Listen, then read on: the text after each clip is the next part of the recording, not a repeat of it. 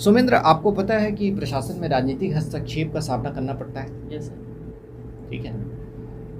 आप कौन सा पद पहले प्रेफरेंस में रखें? फर्स्ट प्रेफरेंस क्या है आपका? Deputy collector. डिप्टी कलेक्टर बनना चाहते हैं। डिप्टी कलेक्टर के रूप में जब आप काम करेंगे तो आपका बहुत सारे राजनेताओं से पाला पड़ेगा। Yes sir. राजनेता कई बार वैध कार्य करने के लिए बोलते हैं, कई बार अवैध कार्य करने के लिए बोलते हैं। ठीक है। Yes. आप डिप्टी कलेक्टर हैं, हो सकता है कि कोई आपसे नकली दस्तावेज बनाने के लिए कहें या फिर कोई ऐसा इलीगल काम करने के लिए कहें जो उचित नहीं है।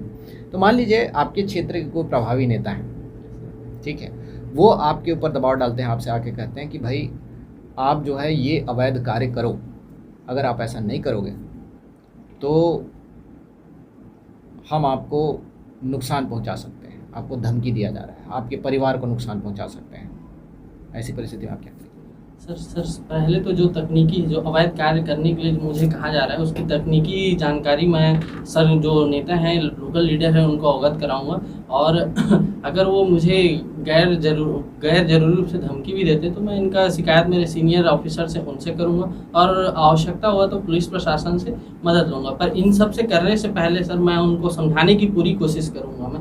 परंतु चूँकि जो लोकल लीडर हैं उनकी जो सत्ता है वो 5 साल रहती, पर मुझे प्रशासन में हमेशा रहना है, पूर्णतः रूप से रहना है, तो मैं उनके दबाव में नहीं आऊँगा। ठीक है अंकित, जैसा कि आपने कहा कि आप मेडिकल बैकग्राउंड से हैं, मेडिकल चीज़ों को समझते हैं।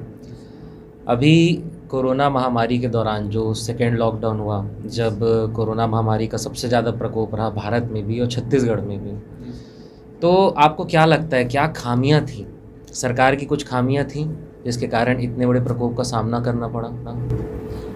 जी सर, सरकार के साथ साथ जनता की दोनों की ही कमियां थी कुछ, जिसकी वजह से हमें दूसरे लॉकडाउन का या कोरोना की दूसरे लहर का सामना करना पड़ा।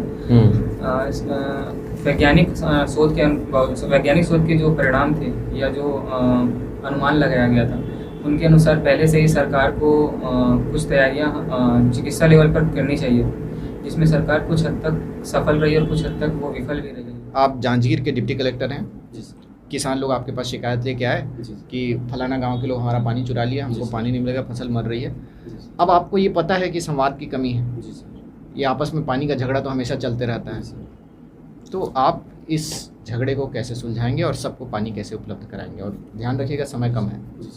मैं सर एक पर्टिकुलर किसी गांव को चुनूंगा, वहाँ सर उस जितने विवादित गांव हैं जिसके किसानों का गांव है, तो उसमें से सर जो वरिष्ठ नागरिक हैं जिनका उस गांव में वो है बोलबाला है, और क्या है सर सरपंच पंच इनको बुलाऊंगा सर, और किसानों के मध्य एक वार्ता करवाऊंगा कि सबको साथ लेकर चले, जो गैप है वार्ता की उसको सर आगे। वॉलीबॉल आप खेलें, आपने कहा था आप नेशनल लेवल पे भी गए हैं, ठीक है, स्टेट लेवल आपने जीता था, तो मुझे ये बताइए यह जो खेल है यह आपके व्यक्तित्व पे कौन से गुण बढ़ाता है?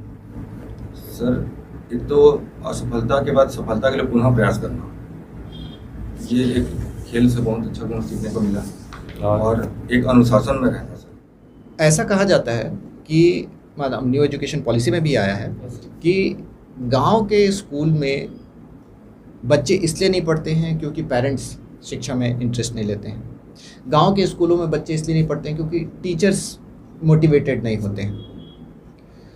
आपको क्या लगता है कि ग्राम पंचायत और गांव के लोग शिक्षा को बेहतर बनाने में कौन सी भूमिका निभा सकते हैं?